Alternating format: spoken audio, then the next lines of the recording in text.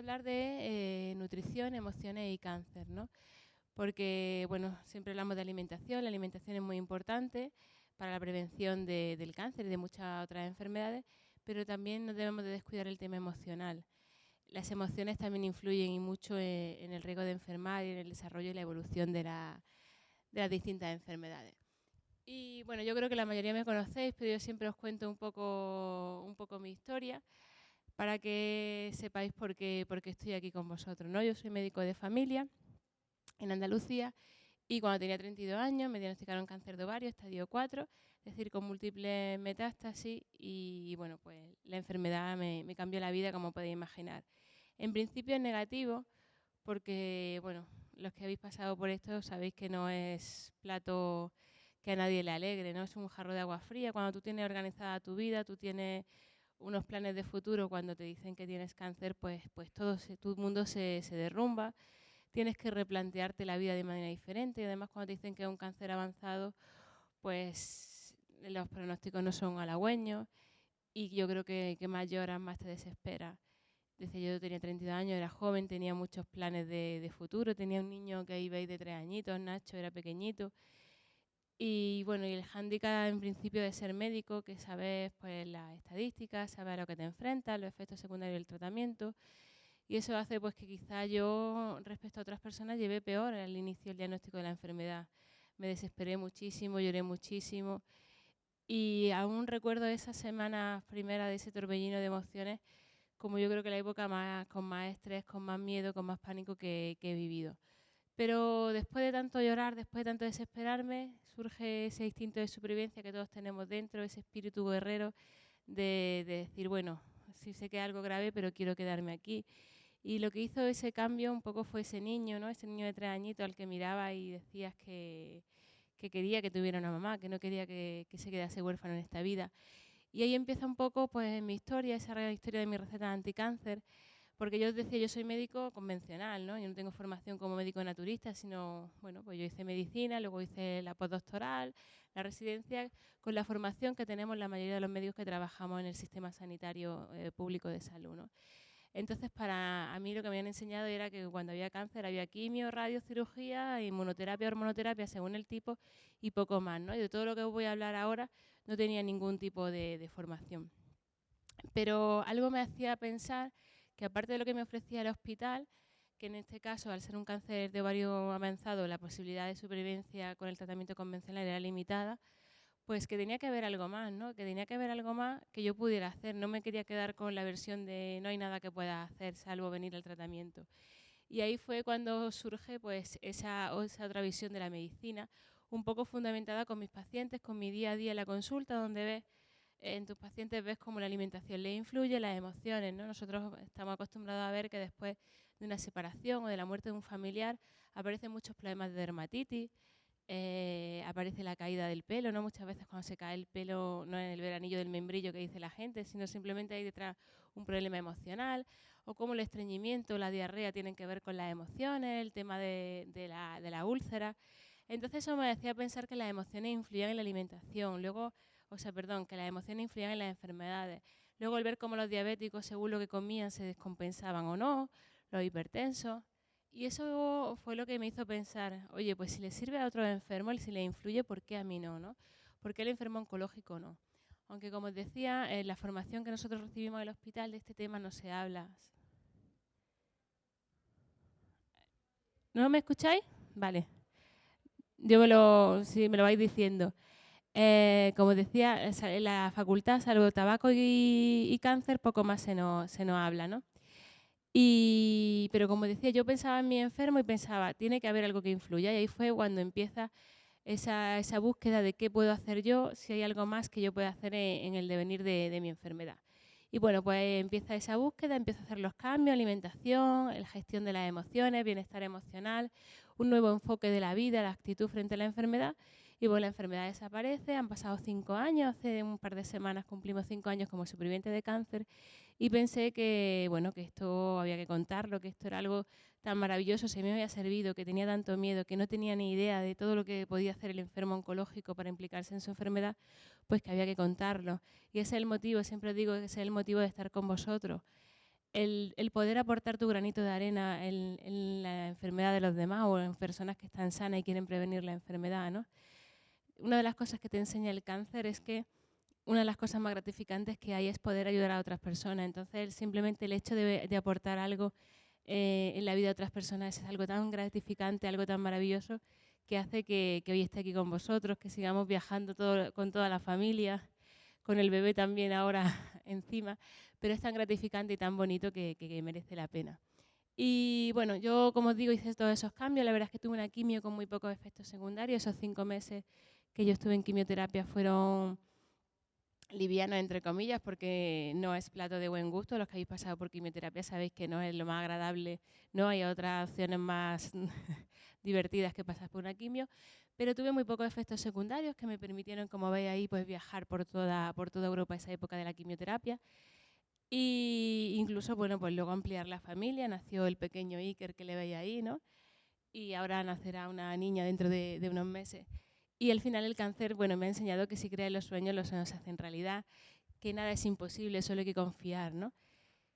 Y esa es mi historia y por eso estoy con vosotros. Y esa historia quise que no se quedase para mí, porque quizá a veces lo pienso que lo más cómodo para mí hubiera sido que yo termino mi enfermedad y me vuelvo a la consulta y me hubiese olvidado un poco del tema, pero yo lo pasé tan mal, tuve tanto miedo, tenía tantas preguntas que nadie me contestaba, tenía tanta ganas de hacer algo y no encontraba esa respuesta que esa ansiedad que yo tuve no quería que otras personas que cuando le diagnostican la enfermedad la tengan, que por lo menos tengáis esa herramienta de pensar, bueno, pues hay cosas que yo puedo hacer o si estoy sano hay cosas que puedo hacer para intentar que esa enfermedad no aparezca, que decidí un poco reenfocar mi vida, mi enfoque en la medicina y poder ofreceros esto a través pues, de las conferencias, de los libros y mirar, al final el cáncer ha sido como una segunda oportunidad para enfocarte en otras cosas. Y me gusta más esto que estar en la consulta. Porque en la consulta tenemos 5 minutos por enfermo. En 5 minutos muy poco puedes hacer, ¿no? Los especialistas, los oncólogos tienen 15. Por mucho que yo estuviera también convencido de esto, en 15 minutos el tiempo es limitado, ¿no? Y bueno, en esos 5 minutos yo poco podía resolver. Sin embargo, de esta forma creo que puedes aportar más y sobre todo porque me permite tener una visión de la medicina diferente a la que a mí me han enseñado, ¿no? Nosotros en la facultad nos enseñan una visión paternalista de la medicina. ¿Qué significa? Que tú vas a la consulta, le cuentas al médico tus síntomas y te receta pues, el fármaco que corresponda. Muchas veces sin explicarte cuál es el mecanismo de acción, efectos secundarios, ni siquiera cómo se llama la medicina que te vas a tomar, ¿no? Entonces, nuestra actitud es, te doy esto, no me preguntes nada, tú tómatelo y ya veremos qué pasa.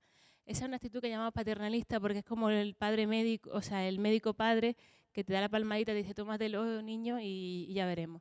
Esa actitud nunca me ha gustado y por eso a mí la palabra paciente intento evitarla porque paciente es el que espera.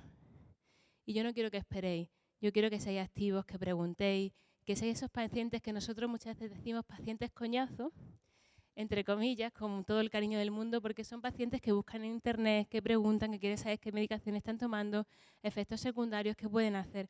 Esos pacientes activos que toman la rienda de su enfermedad, que no la dejan en manos de terceras personas, sino que deciden hacer un equipo con sus médicos, con sus oncólogos o la enfermedad que sea, con el especialista de turno y quieren trabajar en equipo.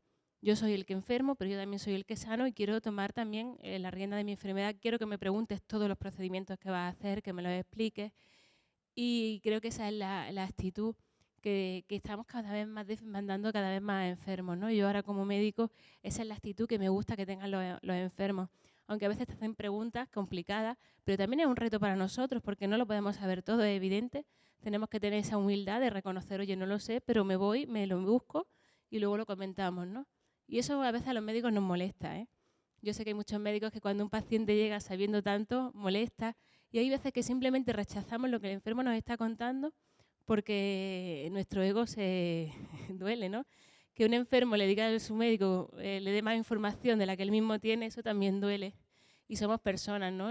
Los médicos no somos dioses ni superhéroes, ni lo podemos saber todo, pero sí tenemos que tener esa humildad para que cuando un enfermo nos pregunte y algo no sabemos, no poner cara de esto es una tontería, sino me voy a casa, me lo estudio y puede que sea útil o puede que sea inútil, pero lo contrastamos, ¿no?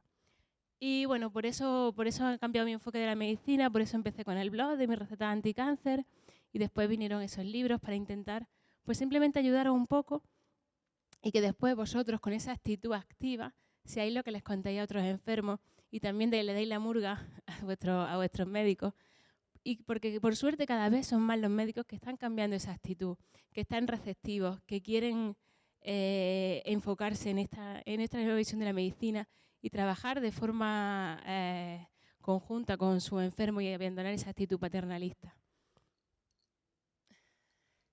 Y bueno, cuando los enfermos, cualquier enfermo llega a la consulta preguntándote algo, hay veces que la mayoría de la información se saca de San Google, ¿no? Y en San Google hay de todo.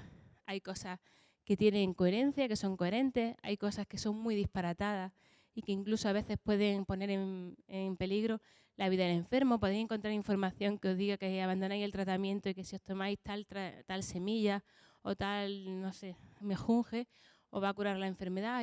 Y hay enfermos que abandonan el tratamiento pensando esto. Entonces, todo lo que encontréis, siempre hay que contrastarlo. Habrá cosas que son buenísimas, habrá cosas que no, habrá cosas que sean neutras.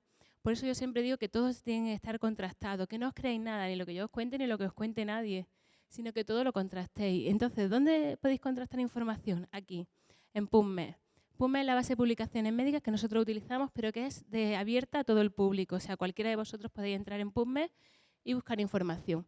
En este caso he puesto, creo que, a ver, cáncer de mama y alimentación. ¿Cómo influye la alimentación en el cáncer de mama? Y uno de los estudios que me ha abierto pues, es un estudio que se ha hecho dentro de la cohorte EPIC sobre cómo influye la alimentación en los enfermos con cáncer. Bueno, pues me lo voy leyendo y veo qué información viene y eso es lo que tenéis que buscar. Si encontráis, yo qué sé, el aloe vera. Vale, pues vamos a ver aloe vera y cáncer de mama. A ver qué hay de información porque os sorprendería. Sorprendería que si escribía aloe vera y cáncer de mama, vais a ver que la IAR ha considerado la aloe vera como un cancerígeno. Entonces no os creáis nada y todo lo contrastéis, ¿vale? Igual que la carne ahora con lo de la IAR, ¿no? Que luego hablaremos de ella. Pues siempre información contrastada, ¿vale? Y la mejor base para contrastar información es en PubMed.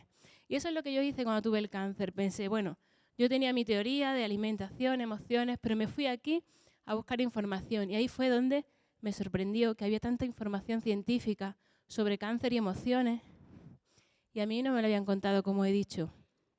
En medicina no nos habían contado nada, luego en la formación posgrado en el hospital y eso era uno de los motivos que decía, bueno, esto hay que cambiarlo, esta información tiene que llegar a la población.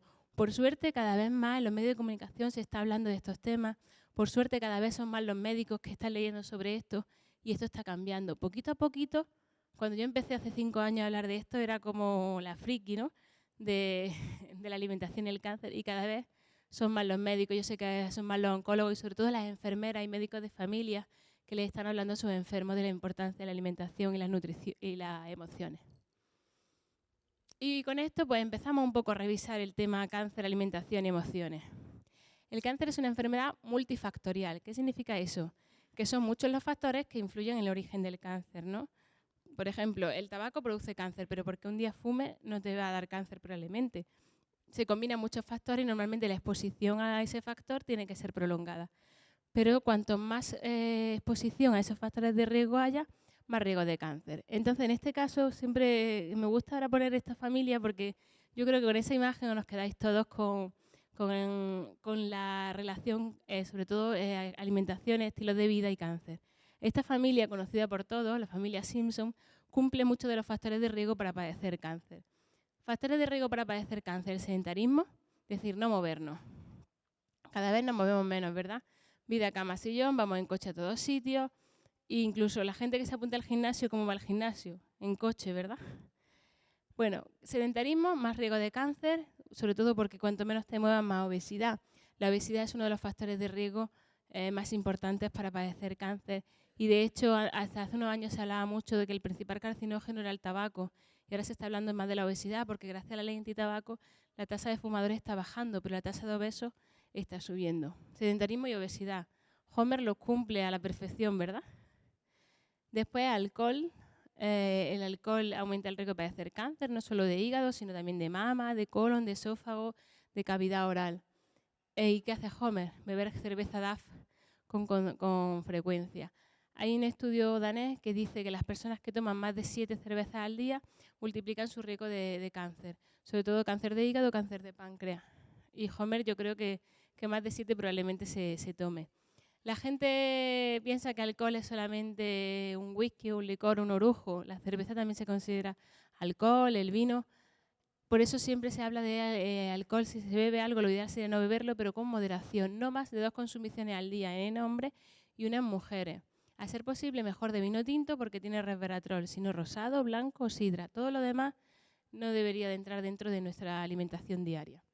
Entonces, sedentarismo, obesidad, alcohol, tabaco, como decía antes, principal carcinógeno en nuestra sociedad, pero que la obesidad le está siguiendo, y luego dieta insana. La dieta insana es responsable de 1 de cada 3 cánceres de origen medioambiental. Dieta insana, ahí tenéis esta familia que lo cumple, ¿no? Bebidas azucaradas, donuts, bollicaos, patatas fritas, refinados, productos industrializados y poco procesados, ricos en calorías, pero pobres en nutrientes, en vitaminas, en enzimas, en fitoquímicos. Luego están los carcinógenos de los que os hablaba, sustancias que están en el medio ambiente o en los alimentos que tomáis, incrementan nuestro riesgo de padecer cáncer. Un carcinógeno que hace mucho esta familia, la carne a la barbacoa, ¿no? Una carne bien quemada, rica en benzopireno, y eso aumenta el riesgo de padecer cáncer. Pero carcinógeno el tabaco, el alcohol, ahora con lo de las carnes procesadas de la OMS, pues los embutidos se consideran carcinógenos, el humo de los coches, el amianto. Los que queréis saber sobre carcinógenos, entráis en la IAR y ARC y ahí podéis ver toda la lista de carcinógenos. Ahí es donde decía que podéis leer sobre aloe vera y cáncer. Y por eso decía que todo lo que leáis no lo creáis, porque luego cuando empezáis a buscar información ves que cosas que te ofrecen como curas milagro incluso pueden ser contraproducentes. Y luego el estrés, es lo que os quería decir hoy, el tema de las emociones. Y ahí es donde yo siempre comento que Homer no lo cumple, ¿no? Porque él tiene una mente anticáncer. ¿Por qué tiene Homer una mente anticáncer? Porque sabe desconectarse de los problemas de forma brutal, ¿no? Él le están contando algún problema y ¿qué hace? Se pone en modo mono, ¿no? Empieza a pensar en el mono aplaudiendo.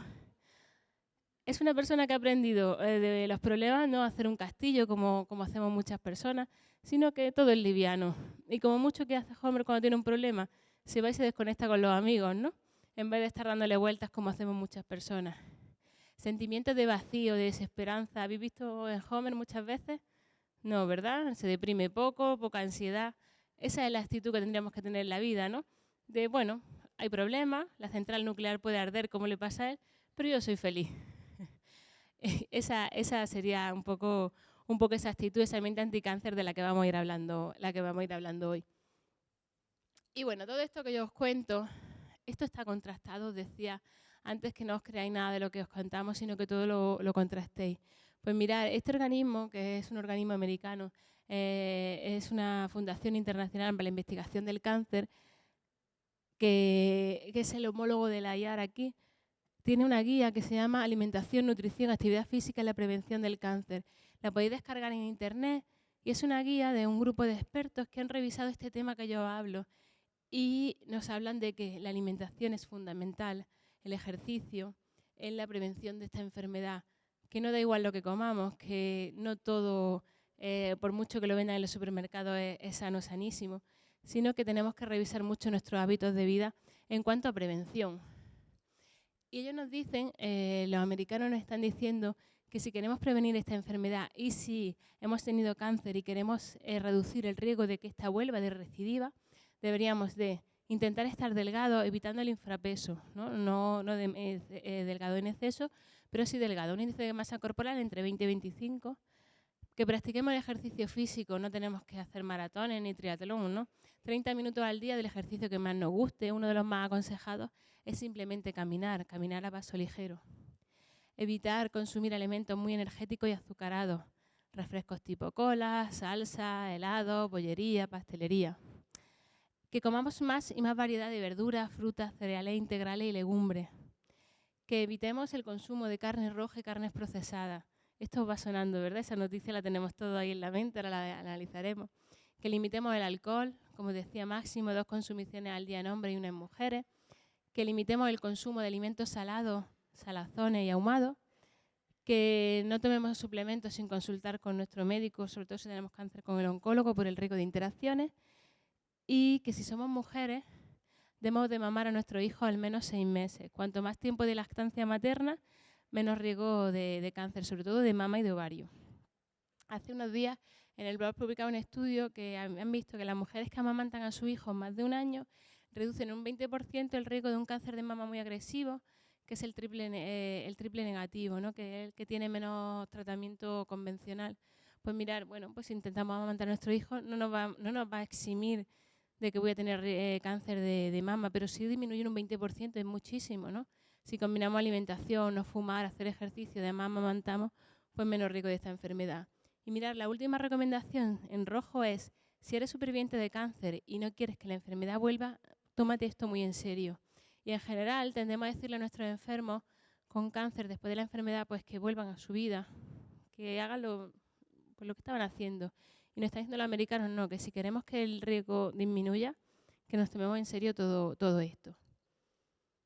Pero los americanos han ido más allá, porque de prevención yo creo que más o menos todos ya, con tanto como saben los medios, tenemos claro que el cáncer es una enfermedad medioambiental que influye mucho en la alimentación, los estilos de vida.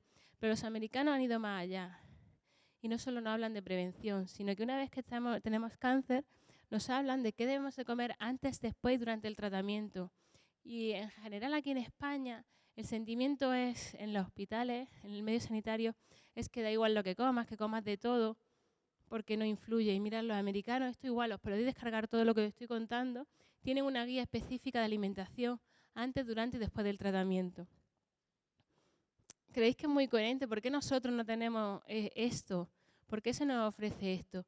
Por eso yo empecé con lo de las conferencias. Ahora luego cada uno decide lo que quiera, decide comer lo que le apetezca, pero cuando tienes la información, tú tomas la decisión. Por eso decía que tenemos que ser pacientes activos, que nos informemos, que estemos bien informados para luego decidir cada uno qué es lo que quiere comer. Y mirad, más allá han ido los americanos. Una guía también para supervivientes de cáncer, qué tengo que comer si sobrevivo a la enfermedad. Y más allá, algo que aquí todavía nos da miedo hablar. Una guía de tratamiento complementario alternativo durante el cáncer. ¿Cuál es el sentimiento general en nuestra sociedad si hablamos de medicina complementaria y cáncer? Muchos médicos se asustan, les da miedo, rechazan todo esto porque creen que esto no sirve para nada. Y mirad, los americanos tienen, además, la Sociedad Americana contra el Cáncer, estamos hablando del equivalente a la Sociedad Española de Oncología Médica. Tienen una guía de terapia alternativa y complementarias para el cáncer, donde se nos habla, pues estáis viendo ahí, masajes, alimentación, reiki, se está hablando de complementos que pueden ser útiles para el enfermo. Y todo esto está contrastado. Los americanos no van a publicar esto porque sí, ¿no? Sino que van buscando esa evidencia científica y están viendo que hay muchos tratamientos complementarios que pueden ayudar al enfermo con cáncer, que pueden hacer que tengan menos efectos secundarios, que vomiten menos, que tengan menos dolor, que tengan menos hormigueo. Y todo eso repercute en calidad de vida. Si yo no tengo efectos secundarios o tengo los mínimos, también voy a enfocar diferente la enfermedad. No es lo mismo estar todo el día vomitando, cansado, se me duermen las piernas, no puedo hacer nada. ¿Creéis que eso va a tener una actitud positiva de quiero curarme? No, evidentemente no. Evidentemente, si estás así, lo único que quieres es estar en la cama y pensar que se acabe todo, que ya no lo aguanto. Sin embargo, si yo estoy bien, si me encuentro bien, voy a tener ganas de vivir. Yo decía, yo estuve viajando toda la quimio, a pesar de que tenía un pronóstico negativo, pues estuve toda la quimio feliz, viajando, aprovechando para estar con mi hijo. Eso influye mucho en la calidad de vida del enfermo. Por eso esa visión de la medicina tiene que ir cambiando, ofrecer al enfermo todo aquello que le vaya a ser beneficioso para su salud. Y bueno, en el tema de alimentación, yo sé que muchos de los que estoy aquí podríais dar la charla por mí porque sabéis más que yo ya. ¿Qué alimentos son? Vamos a hacer un pequeño repaso de esos alimentos que nos pueden ayudar en la prevención y tratamiento de la enfermedad. ¿Por qué estos alimentos y no otros? Por varios motivos. Porque esos alimentos son ricos en vitaminas. Hay muchas vitaminas que son útiles en la prevención del cáncer, vitamina E, vitamina A, vitamina C. Son ricos en minerales, sobre todo en este caso nos interesa el selenio, nos interesa el magnesio, el hierro, el calcio. Pero sobre todo porque son ricos ¿en qué? En fitoquímicos. ¿Qué son los fitoquímicos?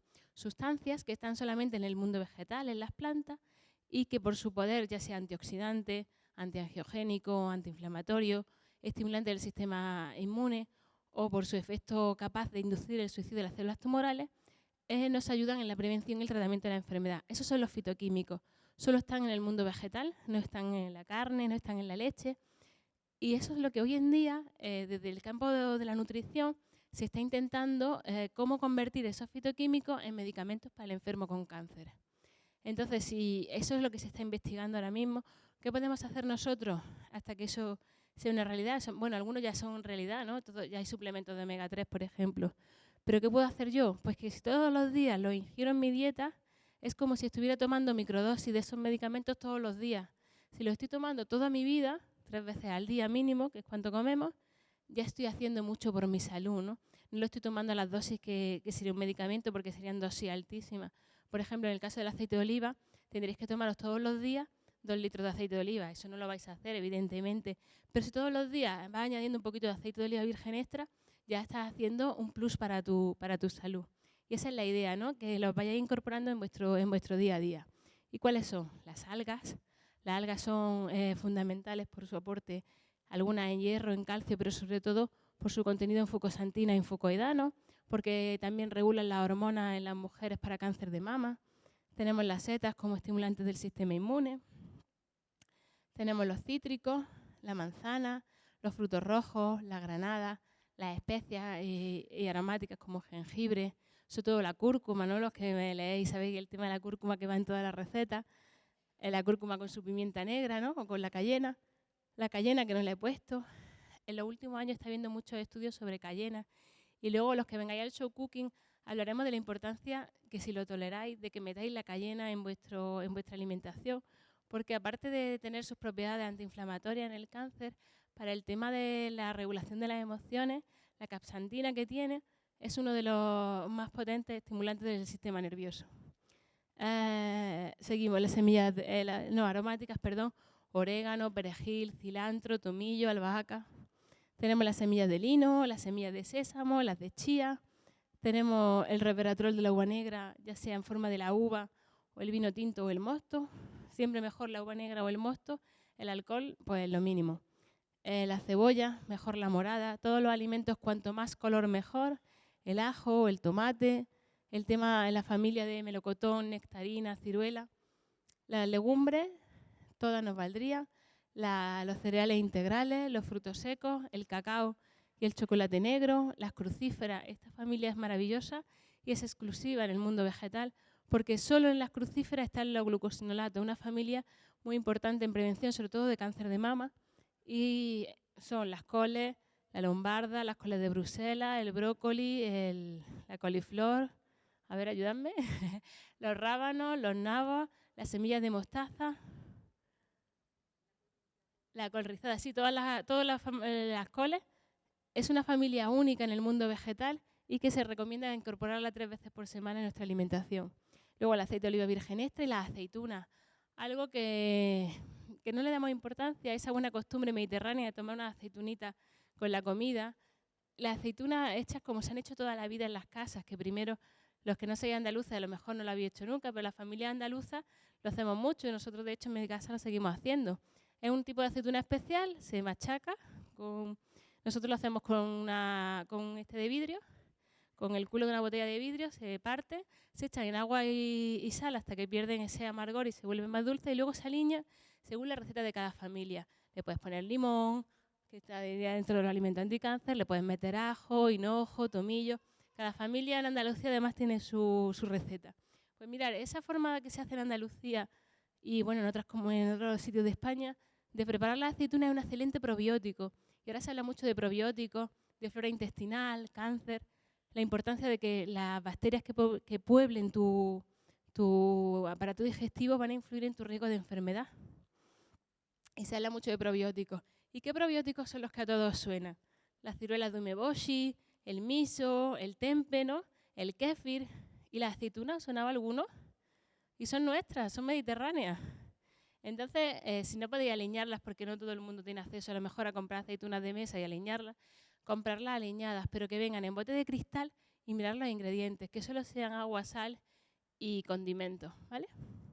Luego he puesto el kéfir como otro probiótico, puede ser un kéfir con leche de cabra o aún mejor el de agua, y el té verde y las infusiones como la mejor bebida junto al agua. Y alimentos a evitar. Más o menos lo sabéis, ¿no? Y como ahora está tanto en boca de todo desde hace 2 semanitas, pues vamos a hablar un poco de ellos, ¿no? Ya sabéis que hace un par de semanas la Organización Mundial de la Salud, espera, que lo tengo aquí. Ay, pues no lo he puesto, lo cuento entonces. La Organización Mundial de la Salud dijo que la carne roja era un posible carcinógeno 2A y que la carne procesada era un carcinógeno demostrado para humanos, la clasificó como tipo 1, como el tabaco, el amianto o el plutonio. Y bueno, eso ha causado un gran revuelo, ¿no? Porque hay de todo, hay corrientes que de todo. A la industria cárnica no le interesa hablar de este tema, hay muchos consumidores que no se lo creen, que dicen que van a seguir comiendo lo mismo porque llevan toda su vida comiendo chorizo y no se han muerto, ¿no? No sé si habéis visto, yo lo publiqué también en el blog, el ministro austríaco de Sanidad salió comiéndose una salchicha diciendo, ¿veis? No me estoy muriendo. Como si se come una salchicha te fuese a morir en el acto. ¿Qué es lo que ha dicho la OMS y la IAR? Pues que 22 científicos de gran reputación se han reunido, han analizado 800 estudios de esos que están en PubMed y han visto que las personas que más embutido y carne roja consumen, más riesgo de cáncer tienen, sobre todo cáncer de colon, pero también de próstata y de páncreas. Y probablemente de otros cánceres, pero sobre todo colon. ¿Y qué es lo que han visto? Que el riesgo relativo de padecer cáncer de colon aumenta en un 18% cuando consumes este tipo de carne. Y ellos dicen más de 50 gramos al día. 50 gramos al día son 2 lonchas y media de jamón york, de mortadela o de chope, o una salchicha Frankfurt pequeña. Ponemos a pensar en la mayoría de la población. ¿Consumen más de eso? En España, entre carne roja y embutido, se calcula que unos 300 gramos al día, entre las dos, y de embutido más de 60 gramos de media. Es decir, pues son unas 5 o 6 lonchas, lo que suele llevar un bocadillo. ¿Cuántas personas no toman un bocadillo al día? ¿Cuántos niños? Pues la mayoría de los niños españoles. El cáncer de colon es el más frecuente en nuestra sociedad. Entonces, no creo que sea algo que debemos de despreciar, de decir esto da igual, no nos va a dar cáncer por comer chorizo, si toda la vida he comido chorizo, ¿verdad? Que no todo el mundo que coma chorizo le va a dar cáncer, eso es evidente, igual que no todo el mundo que fuma padece cáncer o todas las personas que beben más de 2 consumiciones al día padecen cáncer. Está claro que es una enfermedad multifactorial, que la susceptibilidad genética de cada uno influye, pero sí que aumenta el riesgo y si podemos evitarlo, pues mejor, ¿no? Entonces, a partir de esto que dijo la IAR, ha habido mucha controversia y hay gente a favor y en contra, como os decía. Y aquí nadie se ha querido mojar. En España, bueno, ya habréis visto que nuestro presidente ha dicho que esto es una barbaridad, que los de la OMS no saben de qué están hablando, que tienen poca base científica. Entonces, bueno, vamos a quitarnos de esos políticos y vamos a ver qué han dicho los americanos y qué ha dicho la IAR después del comentario. El director de la investigación ha dicho algo que creo que deberíamos saber todos y es que no han encontrado ningún límite de consumo que sea seguro.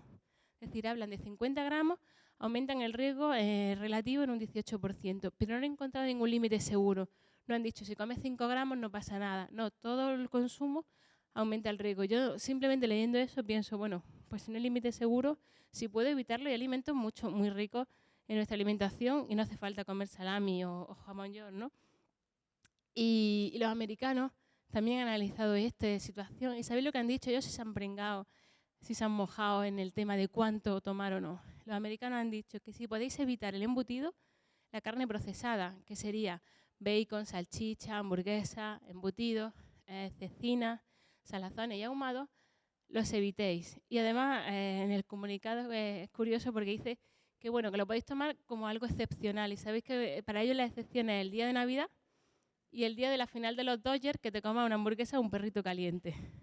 Aquí sería pues el día de la final Madrid-Barça, ¿no? Ya está, esas son las excepciones que te dice. Y después de carne roja, máximo 500 gramos a la semana, ¿no? Que podría ser pues un chuletón de ternera, el tema de, pues si os gusta alguna carne de res. Eso, aquí no lo hemos pringado, pero los americanos, ya os digo, han dicho que máximo eso. Y sin embargo aquí, pues, ¿qué creéis que va a pasar con el tema de la carne y el embutido? Nada, que la noticia se diluirá dentro de unos meses y no pasará nada. ¿Y por qué no a la carne? Que yo creo que es lo que ha faltado un poco aquí. Cuando se habla de este tema, lo que ha faltado es hablar de por qué la carne influye en el riesgo de padecer cáncer. Yo os voy a contar un poco los motivos para que tengáis esa información y luego, como os digo, cada uno decide, ¿vale? El problema de la carne, sobre todo de la carne procesada, pues una de las cosas son el tema de los aditivos, ¿no? Para comercializar este tipo de embutidos se utilizan nitrato y nitrito, que son conservantes de la carne, que se utilizan para que no se estropee y no se contamine por una toxina que es muy grave, que es la toxina botulímica, que es la que produce el botulismo, ¿no? Entonces se utilizan los nitratos y los nitritos y cuando llegan al estómago, en contacto con los jugos gástricos, se convierten en nitrosamina. Cuando se forma la nitrosamina, el riesgo de cáncer de colon aumenta porque el verdadero carcinógeno es la nitrosamina. Cuando tú esa sustancia la tomas junto a un alimento rico en vitamina C, ese paso enzimático se disminuye y el riesgo de que se formen nitrosaminas disminuye. Un alimento rico en vitamina C, pues todo el mundo vegetal, sobre todo los vegetales de hoja verde. Entonces, si tú te tomas ese embutido junto a una buena ensalada, con su lechuga o canónico o rúcula, el riesgo de que se formen nitrosaminas disminuye. Pero normalmente, ¿con qué te comes el embutido? Con pan blanco. Entonces, se van a formar nitrosaminas. ¿Qué deberéis hacer si vais a comer embutido? Pues una buena ensalada. O si un jamón ibérico que os apetezca. Hacéis un bocadillo de pan integral con aceite de oliva y tomate y un poquito de canónigo, ahí estamos disminuyendo el riesgo. Entonces, nitratos y nitritos como conservantes. Después, el hierro ese que siempre nos han hablado cuando tenemos anemia, de que el hierro de la carne es tan bueno, buenísimo. Bueno, pues el hierro de la carne, el problema es que el hierro hemo ese, cuando tú lo ingieres, en su proceso de metabolismo también se forman esos componentes nitrosos, nitrosamina y otra vez lo mismo. Sin embargo, en las carnes blancas hay menos hierro hemo, por eso la carne roja se ha asociado con cáncer y la carne blanca no, ¿vale? Y eso, además, eso va con las carnes, o sea, eso es que la carne roja tiene hierro hemo. Después tenemos el tema de la ganadería que se hace hoy en día, pienso rico en omega 6 más inflamación. Y luego tenemos el tema más importante, yo creo que eso no he hablado, es que hay un azúcar presente en estas carnes que se llama Neu5-CG, que solo está presente en la carne roja y nosotros cuando lo tomamos, como en nuestra carne, en la carne humana no está, lo reconocemos como una sustancia rara que no es nuestra y entonces el sistema inmune se pone en marcha para metabolizarla. Eso produce inmunodepresión e inflamación crónica y por eso más riesgo de cáncer. ¿Entendéis ahora por qué se relaciona carne roja y embutido? Pues ya luego la decisión está en vuestras manos. Y luego el tema del azúcar, ese es otro de los alimentos a evitar, ¿no? Yo siempre con eso damos mucha tralla. Es que estamos tomando grandes cantidades de azúcar, a mayor consumo de azúcar, más caries, más diabetes, más obesidad, más cáncer y más enfermedades cardiovasculares. Dice la OMS que no deberíamos de consumir más de 25 gramos de azúcar al día y estamos tomando más del doble de esa cantidad. Mirad, cuando nos tomamos cualquiera de estas bebidas, cuando tomas una bebida isotónica son 26 gramos de azúcar, ya estás tomando más del máximo permitido.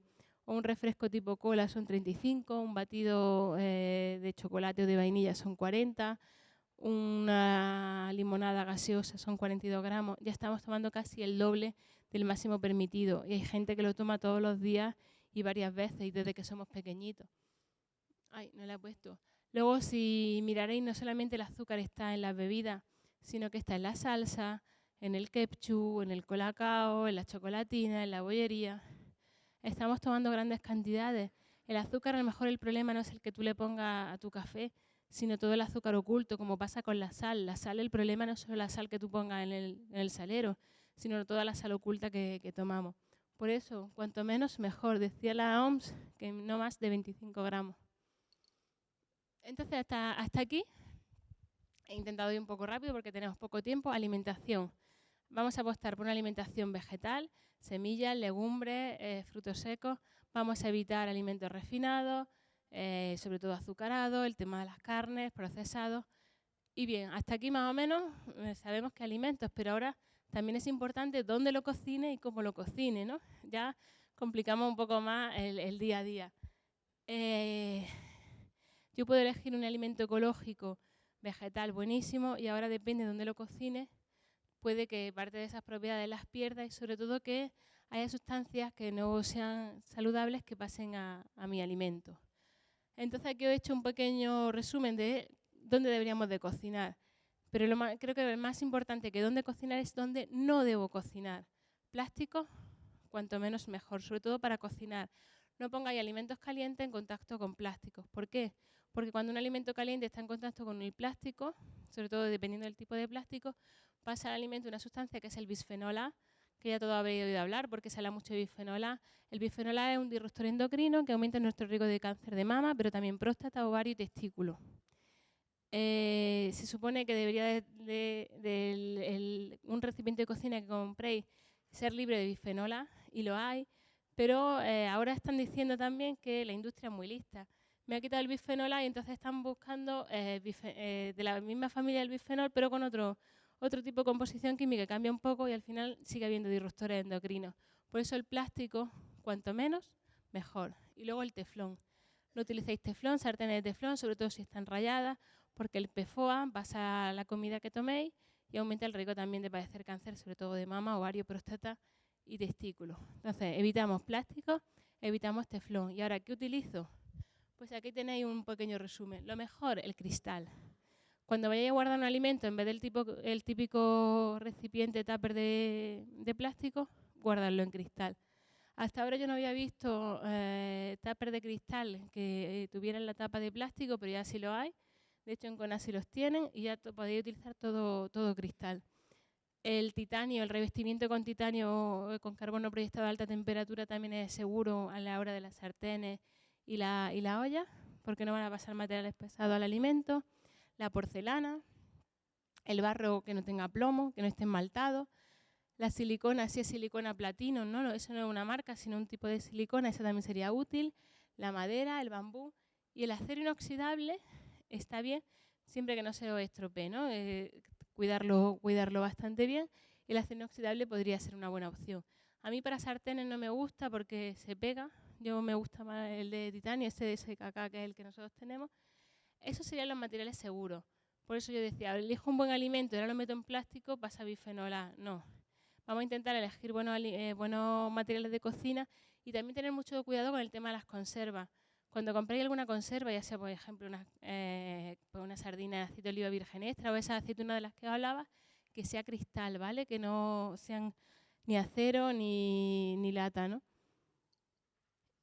Y ahora pensaréis, bueno, ¿y ahora qué comemos? Ya sabemos qué alimentos cojo, dónde los cocino y luego cómo hago el menú, porque si no puedo comer carne, no puedo comer frituras, ¿qué voy a comer? Bueno, pues yo esta imagen creo que es un clásico ya, porque resume muy bien ese tipo de alimentación, ¿no? Un chuletón quemado de carne roja con unas patatas fritas hechas en aceite de girasol en una freidora, además un aceite que está ya sucio, ¿no? Que ya lo he refrito varias veces, eso sería poco saludable. El plato saludable es un plato donde predominan los vegetales, donde no tenéis que haceros vegetarianos, pero un 80% vegetal, y si queréis meter proteína animal en pequeña cantidad, ya sea pescado, que sea lo más recomendable, pescado azul, huevo o algo de carne, pero carne blanca, los que queréis comer carne. Yo siempre la carne la dejo relegada, prefiero pescado o huevo. Y con mucho color, decía, cuanto más color, más fitoquímico, esa alimentación del arco iris. Ese sería un poco el cambio del menú. Y mejor al vapor o hervido a baja temperatura, si es un pescado o una carne estofada que no sea frita a la plancha. Ese es un poco el cambio, no es que ya no puedo comer de nada, que todo está prohibido en mi alimentación, sino que reoriento mi cocina. Para desayuno, pues no penséis, ahora no voy a poder desayunar nada. Los que os paséis por el stand de Conasi, podéis probar, los que hayáis pasado habéis visto que se están haciendo zumos, batidos hechos en casa, que es una excelente forma de empezar el día, ¿no? Un batido verde con vegetales de hoja verde, fruta, agua o agua de coco o té o leche vegetal pueden ser una forma muy nutritiva de empezar el día. O un zumo hecho en casa, pero no un zumo envasado, sino un zumo donde meta vegetales, donde te meta apio, remolacha, zanahoria, puede ser una buena opción. Los que vengáis al show cooking, luego vamos a hacer el desayuno anticáncer, basado en la crema Badwin con sus copos de avena, semillas de lino, aceite de lino. Uy, me están diciendo que 5 minutos. Yo quiero contaros muchas cosas. Bueno, como esto más o menos lo sabéis, desayuno ya sabéis un poco, plato principal pues meto ensalada, gazpacho y siempre mucho vegetal con algo de proteína si queremos, o legumbres y frutos secos. Y ahora esto era lo que quería también comentaros, que la alimentación más o menos sabéis qué, pero también hay que cuidar las emociones, que no solamente es comer sano, sino que tengamos una mente sana. Y cada vez se está viendo más la increíble relación que hay entre el cáncer y las emociones. Cada vez la medicina es más consciente de cómo influyen los pensamientos en cómo enfermamos. Hasta hace unos años esto no se le daba importancia y hoy, gracias a la psiconeuroinmunología, vemos cómo tus pensamientos influyen en tu sistema nervioso, influyen en tu sistema inmune, influyen en el riesgo de que haya inflamación o no. Y es algo que deberíamos de cuidar, que si estamos sanos aprendiésemos también a gestionar nuestras emociones y si estamos enfermos, tenerlo muy en cuenta, porque eso también influye en el desarrollo de la enfermedad. Se ha visto que mujeres, sobre todo porque estos estudios se hacen más en mujeres, con sentimientos de vacío, de desesperanza, de infelicidad, tienen más riesgo de cáncer y una evolución más tórpida que aquellas mujeres que viven la enfermedad.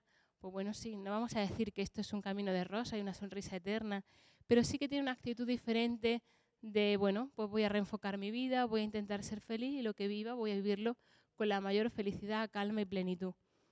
Y ese es un tema que a mí me gusta mucho y que espero que también se empiece a trabajar más desde la medicina oficial. Mirar, ¿por qué las emociones influyen en la aparición de cáncer y de muchas enfermedades? Uno de los motivos es esa palabra que todos conocemos, el estrés.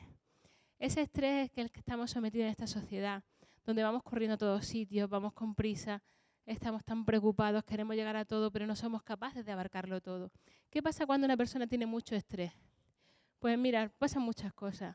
Una de ellas, el estrés a su justa dosis, algo bueno, era lo que le permitía al hombre primitivo, si venía el león, salir corriendo. Pero hoy en día vienen pocos leones detrás nuestra, pero sí muchos leones están aquí en nuestra cabeza o tenemos al jefe machacándonos. Ese estrés crónico del que yo hablo produce un aumento de frecuencia cardíaca, hipertensión a la larga, por eso las personas más estresadas suelen tener problemas de tensión, hace que los niveles de azúcar en sangre también se disparen, por eso muchos ya sabéis, ¿no?, que una hiperglucemia mantenida influye en el riesgo de cáncer, hace que también respiremos, nuestra respiración se altere y podamos entrar en alcalosis, incluso algunas veces cuando respiramos la gente con ansiedad, ¿no?, que entra en alcalosis y se les quedan los dedos engarrotados por ese efecto de retención de carbónico. Las suprarrenales empiezan a producir cortisol y adrenalina que inmunodeprimen e inflaman. A nivel cerebral, la producción de serotonina, que es el neurotransmisor de la felicidad, el que nos ayuda a dormir, el que regula el dolor, también se altera y entonces aparecen problemas no solo de ansiedad, sino de depresión. También alteraciones del sueño, pérdida de memoria. Todo eso suena, ¿verdad?, cuando hay una situación de estrés. Pero sobre todo el tema del cáncer es que se produce inmunodepresión e inflamación crónica, mayor riesgo de padecer la enfermedad. ¿Y qué podemos hacer para cambiar esa forma de ver la vida? Es difícil, ¿verdad?, porque vivimos en una sociedad donde nos cuesta. Y una de las cosas que más se está viendo que puede ser de utilidad, aparte de ese cambio de actitud, en reenfocarme no en lo negativo de me voy a morir, sino voy a intentar hacer todo lo que esté en mi mano, voy a intentar vivir la vida, ser feliz, la meditación. La meditación es una de las cosas que más nos está enseñando que puede ser útil para el enfermo con cáncer. Y lo ideal sería que empezáramos con esta edad, que desde pequeñitos nos enseñaran ese mindfulness o esa relajación simplemente de 5 minutitos en la escuela para que reenfocáramos nuestros problemas de vida diferentes. Y eso es lo que yo intento con mis dos meditadores, ¿no?, que poquito a poco esto les vaya sonando. Ellos no saben muy bien lo que hacen cuando nos sentamos y cerramos los ojos y respiramos, pero nosotros lo hacemos.